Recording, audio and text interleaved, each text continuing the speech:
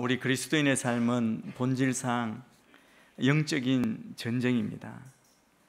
영적 전쟁터에서 그리스도의 군사로 부름받은 그리스도인들은 모두가 다 이 전쟁에 합당한 승리하기 위하여 영적인 무장을 해야 합니다. 오늘 읽은 본문 가운데 말씀하신 것처럼 우리의 적은 권력들과 권세들과 이 어둠의 세상 주관자들과 하늘에 있는 악한 영들입니다. 이것들과 싸우기 위해서 하나님의 전신갑주를 입어야 합니다. 진리의 허리띠, 의의 가슴바지, 복음의 신, 믿음의 방패, 그리고 구원의 투구, 성령의 검으로 무장해야 합니다. 우리는 이 영적 전쟁 시리즈를 하면서 또 전신갑주를 우리가 하나하나 살펴보면서 우리가 하는 그리스도인의 영적인 무장에 대해서 우리가 이해를 해야 합니다. 우리의 무장은 진리와 의와 복음, 믿음, 그리고 구원, 말씀 이런 것들입니다. 어떤 면은 실체로 보이지 않는, 어떻게 생각하면 아무것도 아닌 것처럼 보이지만 사탄의 공격을 무력하게 만들 수 있는 최선의 무기입니다. 우리가 이렇게 무장했을 때 우리를 위해 싸워주시는 분은 하나님이십니다. 왜냐하면 이것들을 하나님께서 우리 손에 들려주셨기 때문입니다. 오늘 우리가 살펴볼 전신갑주는 바로 구원의 투구입니다. 오늘 말씀은 구원의 투구로 무장하라고 말씀합니다. 투구는 머리를 보호하는 것입니다. 자세하게 설명드리지 않아도 머리가 얼마나 중요한지 우리가 다 이해합니다. 머리는 우리 몸 중에 가장 중요한 곳입니다. 머리를 다치면 그것이 치명적인 부상이 될 수 있습니다. 그래서 전쟁터에 나가는 군인들은 다 철모를 쓰죠. 헬멧을 씁니다. 위험한 곳에 있는 사람들 다 헬멧을 씁니다. 자전거를 타는 사람들, 오토바이를 타는 사람들도 다 헬멧을 쓰죠. 그렇다면 영적 싸움에 있어서 사탄의 공격으로부터 머리를 보호해야 한다. 이 말씀은 무엇을 의미하겠습니까?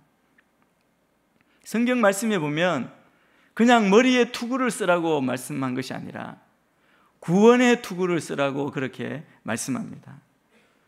이 구원의 투구라고 했을 때 여기 구원은 무엇을 말합니까? 구원은 목숨 또 생명이 죽음에서 구해지는 것입니다. 우리가 어떻게 구원받을 수 있게 되었습니까? 성경이 말씀하시는 그 구원을 우리가 이렇게 설명할 수 있습니다. 우리는 다 죄를 범했고 죄의 값으로 모두 죄와 허물로 죽은 자입니다. 죽었던 자라고 그렇게 말씀합니다. 그런데 예수님께서 우리를 사랑하셔서 우리를 대신하여 십자가에 달려 죽으셨습니다. 우리의 죄값을 친히 치러주셨습니다. 예수님의 십자가 희생으로 우리가 살게 된 것입니다. 우리가 예수님을 주로 믿고 고백하기만 하면 우리는 구원을 받습니다. 이것이 복음입니다. 우리의 행위나 업적이나 노력, 어떤 자격이 있어서가 아니라 전적인 은혜이며 선물입니다. 그 선물을 우리는 믿고 받아 누리면 되는 것이죠. 우리가 이렇게 은혜로 구원받았는데 우리가 이 세상 가운데 영적 싸움 가운데 우리를 대적하는 사탄이 어떻게 합니까? 사탄은 계속 말씀드리지만 사탄은 속이는 자이고 거짓말장애입니다. 비난하고 고발하는 자입니다. 참소하는 자라 그렇게 말합니다. 사탄 마귀의 주요 공격은 이렇게 구원받고 그리스도인이 된 우리에게 하나님에 대해서 의심하게 하고 내가 구원받은 것을 의심하게 하고 그리고 하나님의 자녀가 된 것도 의심하게 하고 내가 영적으로 승리할 수 있다는 사실을 의심하게 만드는 겁니다. 우리 가운데 계속해서 공격해서 의심을 심어넣습니다. 그래서 악의 세력으로부터 우리가 공격을 받을 때 우리가 나는 하나님의 자녀다, 나는 이미 승리하신 그리스도의 힘으로 이미 우리는 구원받았다, 그 구원의 확신을 가지고 싸워야 하는데, 그 확신이 없을 때, 그 의심 가운데 빠질 때 우리는 쉽게 믿음이 흔들리고 치명적인 결과를 겪게 됩니다. 그래서 구원의 투구를 써라, 이 말씀은 바로 구원의 확신을 가지라는 뜻입니다. 이 구원의 확신은 간단히 말하면 내가 구원받았다는 사실을 조금도 의심하지 않는 그런 신앙의 상태를 말하는 것입니다. 구원의 투구를 쓰라는 것은 그런 구원의 확신을 가지고 우리의 생각과 마음을 지키라는 겁니다. 우리의 머리를 보호한다는 것은 영적으로 우리의 생각과 마음을 지키라는 것이죠. 확신은 우리의 생각과 마음을 흔들리지 않게 합니다. 그래서 예수님을 믿는 믿음으로 구원에 이른다는 이 복음의 진리를 우리는 이미 알고 있습니다. 아마 다 들어보셨고 말씀 가운데에도 설교에도 계속해서 이 복음, 이 진리를 우리가 들었고 또 전해주고 있습니다. 그럼에도 불구하고 우리 그리스도인들이 아직도 많은 사람들이 구원의 확신을 가지지 못하고 있습니다. 여러분은 어떻습니까? 여러분 한 사람 한 분 한 분이 구원을 받은 그 구원을 확신하고 있습니까? 어떤 사람은 이렇게 생각합니다. 그저 열심히 교회에 나오고 주일 잘 예배 잘 출석하고 종교생활 하다 보면 하나님께서 천국에 들여보내주시겠지.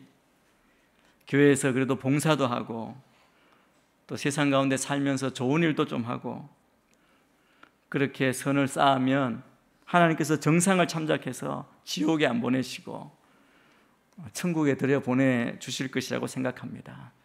여러분 많이 들은 얘기 아닙니까? 전도하거나 믿지 않는 분과 이야기하면 아마 대부분 많이 그렇게 이야기합니다.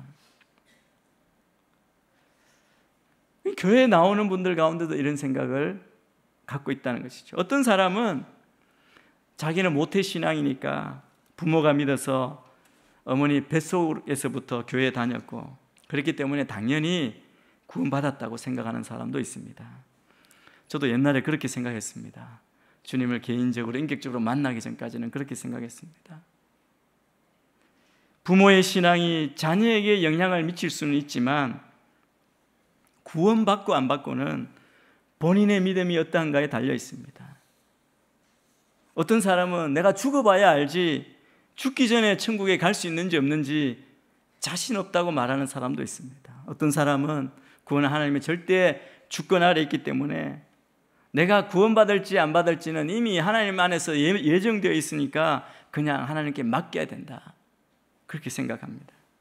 어떤 사람은 자신은 진심으로 예수님을 내 구주로 믿지만 누가 자기에게 구원받았느냐고 물으면 그렇게 대답하기가 두렵다고 말합니다. 혹시 구원받지도 못했으면서 지금은 구원받았다고 말하면 거짓말하는 게 아닌가? 어떤 사람은 구원받았는데 지금 구원 못 받을 것 같고 천국에 갈 자신이 없다는 거예요. 예수 믿고 나서도 지은 죄가 너무 많아서. 여러분 이렇게 말하는 모든 종류의 사람들은 공통점이 뭐냐면 구원의 확신이 없는 사람입니다. 우리 1:1 양육을 할 때 첫 부분에 구원의 확신에 대해서 우리가 답을 하는 데가 있잖아요. 제가 몇 번 해보니까 정말 확실하게 하기가 어려운, 금방 배웠지만 내 감정적으로 동의가 안 되고 믿음의 기초가 없기 때문에 흔들리는 거예요. 이렇게 구원의 확신이 없기 때문에 우리가 죄를 지었을 때 마귀는 우리에게 이렇게 공격합니다.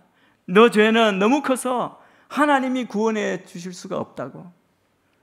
네가 그렇게 죄를 짓고도 구원받을 수 있는 것 같느냐고 우리의 양심에 계속 그렇게 거짓말로 의심을 넣고 공격합니다. 마귀가 우리에게 이런 생각을 넣어주는 것이죠.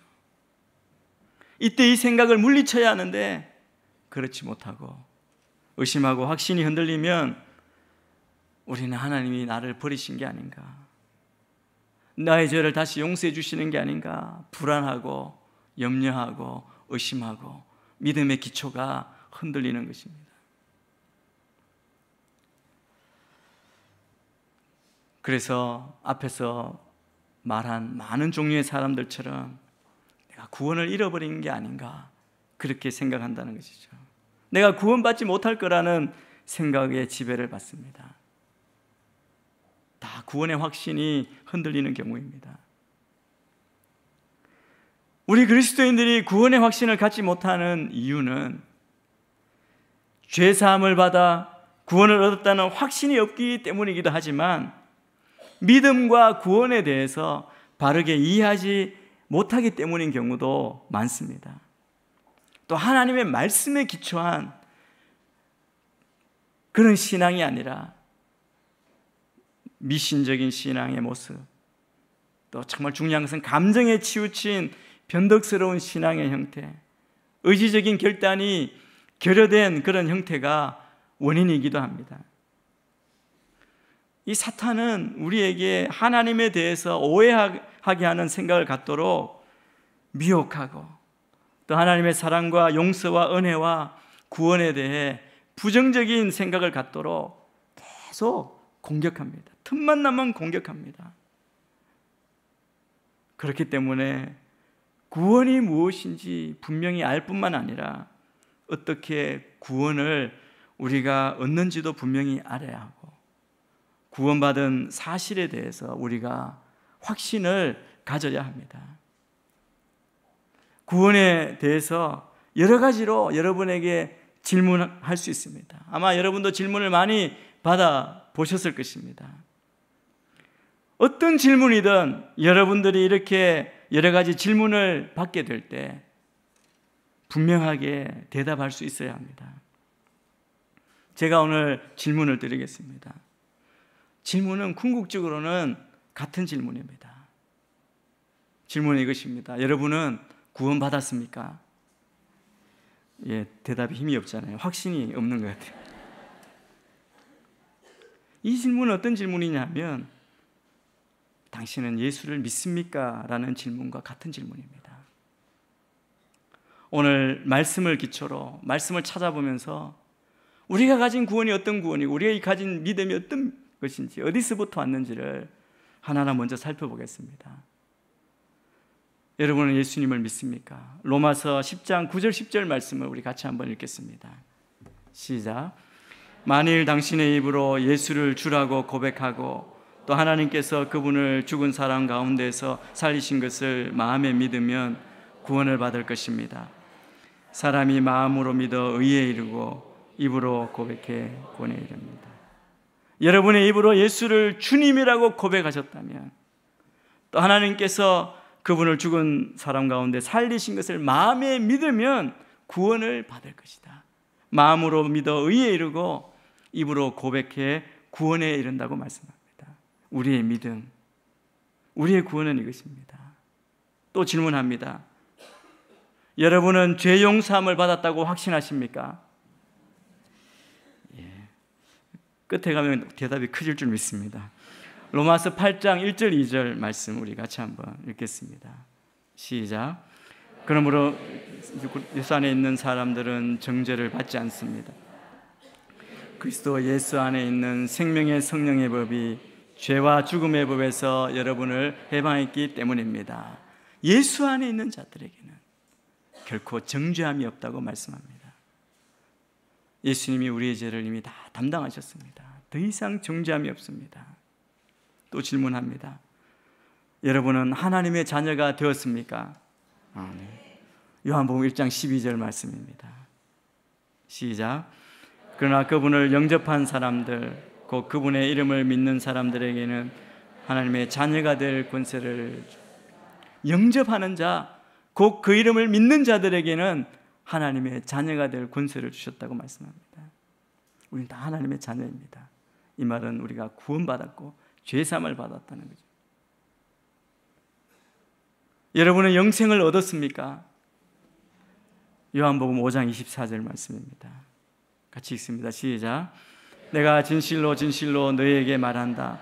누구든지 내 말을 듣고 나를 보내신 분을 믿는 사람은 영생이 있고 심판을 받지 않는다.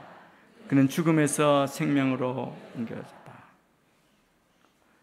영생을 얻었을 뿐만 아니라 심판을 받지 않는다라고 말씀합니다. 또 여러분에게 질문합니다. 여러분은 예수 그리스도께서 여러분 안에 계십니까? 요한일서 5장 11절 말씀입니다. 시작. 또한 그 증거는 바로 이것입니다. 그래서 우리에게 영원한 생명을 주셨다는 것과 이 생명이 하나님의 아들 안에 있다는 것입니다. 우리가 예수님을 믿음으로 의로운 사람이 되었고 구원을 받았다는 그 확신을 가지고 우리가 다 살게 되기를 바랍니다. 우리가 구원을 받는다고 할 때 성경에 보면 표현이 세 가지가 나옵니다. 어떤 때는 이미 구원을 받았다, 과거에 이미 구원을 받았다라고 표현합니다. 또 어떤 곳에는 구원을 이루어간다는 표현을 합니다. 또 어떤 때는 구원을 받을 것이라고 이야기합니다. 여러분, 우리가 받은 구원은 이미 받은 구원입니다. 에베소서 2장 8절 말씀을 우리 한번 같이 읽겠습니다. 시작. 여러분은 믿음으로 인해 구원받았습니다. 이것은 여러분에게서 나온 것이 아니요 하나님의 선물입니다. 오늘 이 말씀을 보면 우리는 이미 구원을 받은 사람들이라는 것입니다. 하나님의 은혜로 말미암아 믿음으로 이미 구원을 받았습니다. 그것을 감정적으로 아니면 확신하든지 못하든지 상관없습니다. 우리가 구원받은 것은 우리의 행위가 아닌 믿음으로 말미암은 것이요 우리의 의로움이 아닌 하나님의 은혜로 말미암은 것이기 때문에 때로 우리가 선하게 살든지 그렇지 못하든지 우리의 공로가 있든지 없든지 상관없이 우리는 이미 구원을 받아놓은 상태라는 겁니다. 그와 함께 또 성경은 구원에 대해서 무엇을 말씀하시냐면 현재 우리가 구원을 이루어가고 있다고 말합니다. 빌립보서 2장 12절 말씀을 같이 한번 읽겠습니다. 시작. 그러므로 내 사랑하는 사람들이여 여러분이 항상 순종했던 것처럼 내가 여러분과 함께 있을 때뿐 아니라 지금 내가 없을 때도 두렵고 떨리는 마음으로 여러분의 구원을 이루십시오. 여러분의 구원을 이루십시오라고 말씀합니다. 이미 우리가 구원을 받은 사람으로 확정되어 있지만 우리는 구원을 받았지만 아직 그 구원이 완성되지 않은 상태에서 이 세상을 살아가고 있습니다. 그래서 우리가 이미 의인으로 인정받은 칭의입니다. 의인으로 인정을 받고 천국 백성으로 인정받았지만 여전히 이 세상에서 여러 가지로 어려움을 당하면서 살고 있는 것입니다. 성도에게 있어서 이 세상은 구원을 받은 자로 그 구원을 이루며 사는 삶입니다. 이것을 다른 말로 성화라 그러죠. 성화의 삶을 우리가 살아갑니다. 죄에서 완전히 떠날 수는 없지만 죄의 그림자에서 완전히 벗어날 수는 없지만 조금씩 거룩한 모습으로 바뀌어가고 있는 것, 그것이 바로 성도의 삶이라는 것입니다. 어떤 사람은 어느 날 완전히 딴 사람처럼 새로운 사람이 되어서 과거와 다른 거룩한 삶을 사는 사람이 있습니다. 그러나 대부분의 사람들이 아주 조금씩 변화해 가면서 살고 있는 것입니다. 그래서 우리는 구원을 이루기 위해서 노력을 해야 합니다. 우리의 삶 가운데 선한 일들이 이루어지기 위해서 노력하면서 살아야 합니다.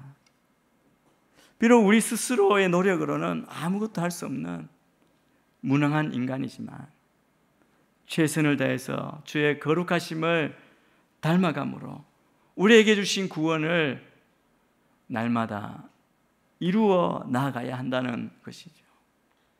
저는 여러분의 삶의 걸음에 구원받은 그 확신 가운데 날마다 나를 변화시키는 구원을 이루어 가시는 그 성화의 삶으로 매일 걸어가시기를 주의 이름으로 축복합니다. 그뿐 아닙니다. 그리고 우리는 완전한 미래의 구원을 얻을 것이다. 우리의 구원은 미래에 얻을 완전한 구원을 또한 이야기합니다. 마태복음 10장 22절 말씀을 또 같이 한번 읽겠습니다. 시작. 너희는 내 이름 때문에 모든 사람에게 미움을 받을 것이다. 그러나 끝까지 견디는 사람은 구원을 받을 것이다. 우리의 구원은 이미 얻었고 이 세상을 사는 동안 이루어 나가는 것이고, 우리가 이 세상을 떠날 때나 우리 예수님께서 다시 오실 때 그 구원이 완성이 될 것입니다. 그 구원이 완성이 되는 날 우리가 받은 구원이 얼마나 좋은 것인지를 알게 될 것입니다. 지금은 비록 우리가 받은 이 구원이 확실히 믿어지지 않고 또 얼마나 좋은 것인지 잘 모를 수 있지만, 그날이 오면 우리가 받은 이 구원의 은혜가 얼마나 큰지 알게 될 것입니다. 구원받은 신앙의 그 증거, 그 확증은 여러분의 감정이 증명해 주는 것이 아닙니다. 기분에 따라, 느낌에 따라 어떠냐, 구원받았다, 구원 못 받았다, 그렇게 생각해서는 안 된다는 겁니다. 우리가 계속 감정을 따르고 상황을 따르니까 구원받았냐 확신할 때 바로 전에 좀 잘못하고 화를 냈으면 확신이 떨어지는 겁니다. 그런데 우리의 구원은 그렇지 않습니다. 우리의 감정, 상황이 아니라 구원의 확증의 증거는 하나님의 말씀입니다. 제가 아까도 말씀 곳곳을 보았죠. 우리의 구원은, 그 구원의 확증의 근거는 하나님의 말씀입니다. 하나님의 말씀의 권위에 근거하는 것이죠. 베드로전서 1장 23절 말씀을 우리가 한번 같이 읽겠습니다. 시작. 여러분이 거듭난 것은 썩어질 씨로 된 것이 아니라 썩지 않을 씨로 된 것이니 곧 하나님의 살아있고 항상 있는 말씀으로 된 것입니다. 우리의 거듭난 것, 우리가 구원받은 것, 우리가 영생을 누리는 것, 이것은 썩지 않을 영원한 하나님의 말씀으로 된 것이라고 분명히 증거하고 있습니다. 하나님의 말씀이 우리의 구원받은 근거입니다. 그래서 오늘 말씀에 구원의 투구를 쓰라는 것, 그것은 구원의 소망을 가지고 살라는 뜻입니다. 구원은 믿음으로 받았지만 하나님 나라에서 완성됩니다. 아직 지금까지는 받고 맛보고 누리지만 완성이 미래에 이루어진다는 것이죠. 그래서 데살로니가 전서 5장 8절에 이 에베소서에서 구원의 투구라고 한 것을 다른 단어를 하나 더 붙입니다. 우리 5장 8절 말씀을 같이 한번 읽겠습니다. 시작. 그러나 우리는 낮에 속한 사람들이니 정신을 차리고 믿음과 사랑의 가슴바지 갑옷을 입고 구원의 소망의 투구를 씁시다. 에베소서의 전신갑주처럼 그렇게 비슷한 표현이 나오는데, 여기에 구원의 소망의 투구를 씁시다라고 말합니다. 여기 구원의 소망이라고 할 때 소망은 확신이죠. 소망이 확신이기 때문에 구원의 소망의 투구를 쓰라는 뜻은 구원받을 것이라는 소망을 잃지 말라는 뜻입니다. 그 소망을 지키고 그 확신 가운데 이 영적 싸움을 싸워 나가야 한다는 겁니다.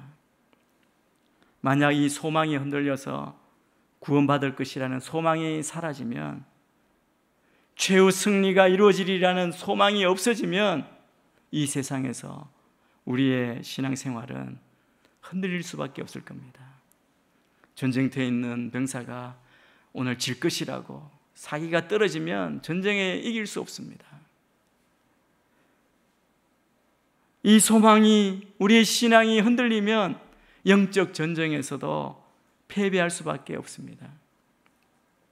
사탄은 계속해서 하나님의 말씀을 조금씩 바꾸어서 구원에 대해 우리를 속이고 우리에게 구원받은 사실에 대해 의심을 품게 하고 우리가 구원받을 수 없을 거라고 생각하게 해서 낙심케 합니다. 끝까지 믿음을 지키지 못하도록, 천국에까지 이르지 못하도록 공격할 것입니다. 그래서 베드로 사도는 사단이 우리를 공격할 때 우는 사자처럼 우리에게 달려든다고 그렇게 표현하지 않습니까? 그럴 때 우리가 어떻게 해야 합니까? 오늘 말씀에 근거해서 그때마다 우리의 구원의 투구를 분명히 쓰고 있는지 확인해야 합니다. 머리를 만져보십시오. 우리의 생각을, 우리의 신앙을 다시 한번 확인하시길 바랍니다. 예수님께서 좀 전에 읽은 마태복음 10장 22절 말씀처럼 끝까지 견디는 자는 구원을 받을 것이라고 말씀하셨습니다. 이것이 바로 구원의 소망의 투구입니다. 사랑하는 성도 여러분, 우리는 이 구원의 확신의 투구, 구원의 소망의 투구를 쓰고 우리를 공격하는 악한 대적을 맞서 싸워야 우리의 믿음이 끝까지 변하지 않습니다. 여러분의 생각, 여러분의 마음을 견고하게 붙들고 지키십시오. 감정은 믿을 것이 못 됩니다. 그러나 하나의 말씀을 붙들고 그 말씀 근거 위에 우리의 흔들리지 않는 믿음의 기초, 그 구원의 확신을 가지고 나아갈 때 끝까지 우리로 구원에 이르게 할 줄 믿습니다. 이 세상 싸움 가운데 완전히 무장해 승리하시는 여러분 모두가 되기를 주의 이름으로 축복합니다.